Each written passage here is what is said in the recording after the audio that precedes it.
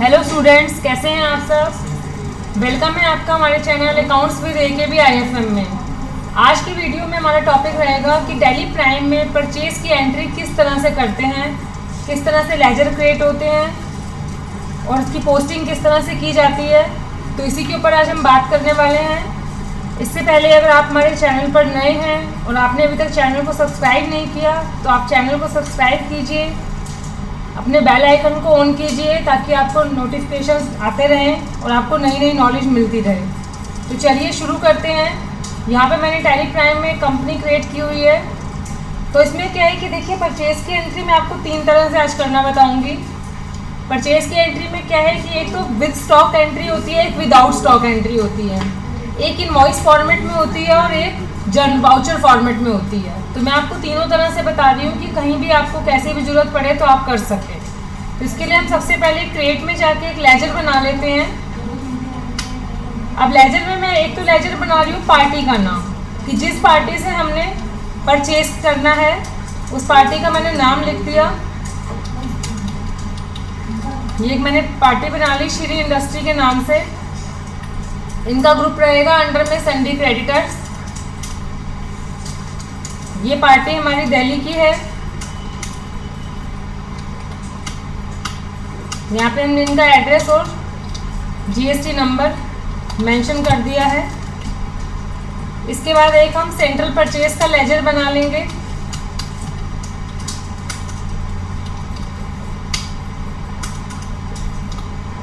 GST को applicable करते हुए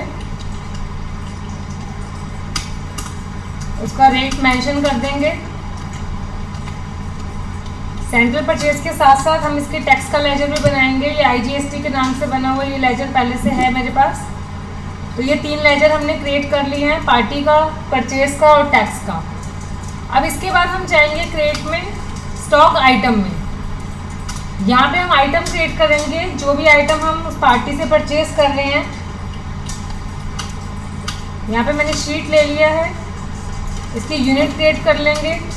अगर आपके पास पहले से क्रिएट है तो आप मेंशन कर सकते हैं। और यहाँ पे भी GST पे यस करके आप उसका HSN नंबर और टैक्स का रेट मेंशन कर देंगे। तो ये हमारा आइटम क्रिएट हो गया। अब हम एंट्री को शुरू करते हैं कि एंट्री किस तरह से करेंगे। वाउचर में गए, सबसे पहले मैं आपको एंट्री करके दिखा रही हूँ कि आइटम के साथ एंट्री करनी है हमने, इसमें आइटम में मेंशन करना है और इनवॉइस फॉर्मेट में एंट्री करेंगे।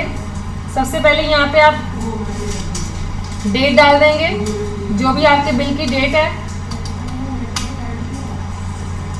बिल का नंबर, पार्टी का नाम, जैसा कि हमने क्रिएट किया था श्री इंडस्ट्री के नाम से। अब यहाँ डिटेल्स मेंशन करना ऑप्शनल है, अगर आप चाहें तो मेंशन कर सकते हैं, अदरवाइज इसको स्किप कर सकते हैं। अब देखिए, पार्टी के नाम में हमने एड्रेस और GST नंबर दिया था, ये अपने आप यहाँ पे आ चुका है। अब यहाँ ये पूछ रहे हैं परचेज लेजर की परचेज कौन सी है, तो यहाँ पे हम दे देंगे सेंट्रल परचेज। अब यहाँ पे आपका आइटम का नाम आएगा, हमने उनसे क्या परचेज किया है, उसकी क्वांटिटी कितनी है और उसका रेट कितना है, ये आ गया। अब इसके बाद इसी बिल में अगर आपके पास दूसरा आइटम होता हो तो आप यहाँ पे मेंशन कर देते, नहीं है तो एंटर करके IGST। ये देखिए आपके पास टैक्स आ गया। तो ये हमारी एक एंट्री हो गई। यहाँ पे आप चाहेंगे तो ई-वे बिल जो आपने बनाया होगा, क्योंकि आउट ऑफ स्टेट है तो उसके लिए आप ई-वे बिल की डिटेल मेंशन कर देंगे और यहाँ पे अपना बिल नंबर नरेशन में मेंशन कर देंगे। तो ये एक एंट्री हमारी हो गई कि परचेज की एंट्री आइटम के साथ और इनवॉइस फॉर्मेट में। तो देखें कि आप इनवॉइस वाला फॉर्मेट आ रहा है, इसमें टैक्स अपने आप आया है और हमने आइटम का नाम भी मेंशन कर दिया। अब इसी में दूसरी तरह से एंट्री करते हैं। उसके लिए हम क्या करते हैं, फॉर्मेट चेंज करने के लिए यहाँ पे साइड में आ रहा है चेंज मोड। चेंज मोड आता है Ctrl+H से।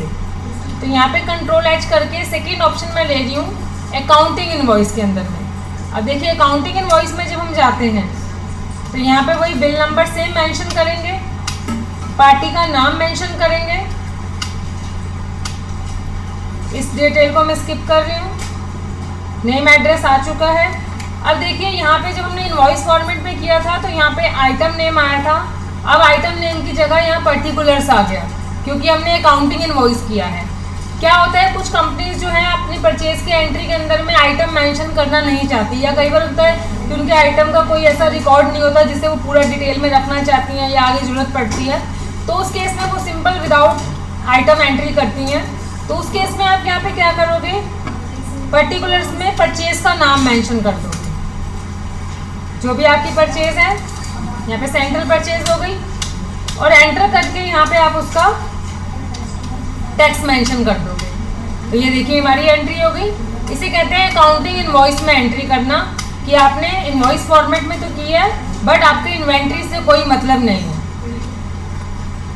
तो ये हमारी सेकेंड टाइप की एंट्री हो गई परचेज की ही। अब इसी में थर्ड टाइप आता है, उसको फिर हम कंट्रोल एच करेंगे चेंज मोड में। थर्ड आता है एज वाउचर। एज वाउचर का मतलब जैसा कि आप जानते हैं वाउचर एंट्री जब हम करते हैं तो वाउचर एंट्री का हमारा मोड क्या रहता है कि एक चीज़ डेबिट होगी, एक चीज़ क्रेडिट होगी। तो सेम यही चीज़ एज वाउचर मोड में आएगी। जब एज वाउचर मोड में जाएंगे तो देखिए आपके सामने आ रहा है डेबिट और क्रेडिट का ऑप्शन। आपका इनवॉइस भी हट गया, इनवॉइस फॉर्मेट, आइटम भी हट गया, सब कुछ। अब इस केस में एंट्री क्या करेंगे, बिल नंबर दिया हमने।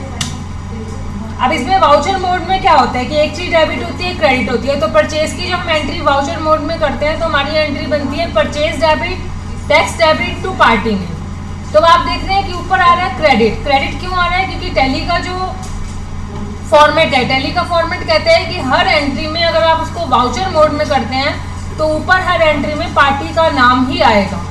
तो अब हम जैसे बोलते तो ये है कि purchase debit, tax debit to party name, तो ये लेकिन डेबिट ऊपर आप नहीं कर सकते, ऊपर से पार्टी का नाम लेना है तो उसने by default he credit show किया हुआ है। अब हमें पता है कि परचेज की एंट्री में पार्टी क्रेडिट होती है, तो यहाँ पे हम पार्टी का नाम देंगे। अब यहाँ पे आप टोटल अमाउंट मेंशन करेंगे। इसके बाद आपका बिल नंबर भी यहीं पे आ गया।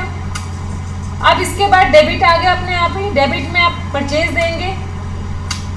अब यहाँ पे आप अपना आइटम का नाम, उसकी क्वांटिटी,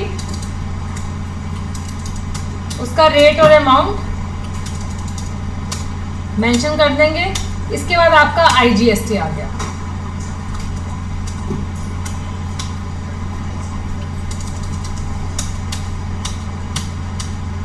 ये इसने IGST। अब देखिए ये तो हमारी सेंट्रल परचेज थी, इसलिए IGST का अमाउंट जो उसने बैलेंसिंग फिगर उठाया। मतलब आप ये मत सोचना कि ये अमाउंट अपने आप आया है, ये उसने बैलेंस अमाउंट उठाया है। क्योंकि इसी एंट्री को अगर हम टैक्सेबल परचेज में करते हैं जिसमें SGST और CGST भी आएगा, तो उस केस में क्या है कि टैक्स का अमाउंट आपको अपने आप हाथ से मतलब मैनुअल डालना होगा। जो टैक्स का अमाउंट है वाउचर मोड में कभी भी अपने आप नहीं आता, क्योंकि ये जनरल वाउचर वाला मोड हो गया। तो उस केस में क्या है कि जब आप डेबिट करते जाएंगे, जो लास्ट नाम होगा, जो भी लेजर होगा, उसका जो है वो बैलेंसिंग फिगर में अमाउंट उठाएगा। तो यहाँ पे तो बैलेंस फिगर ये बचा उसने अपने आप ही IGST में दिखा दिया। अब इसी को मैं आपको एक समझाने के लिए मैं इसको टैक्सेबल में भी करके दिखाती हूँ।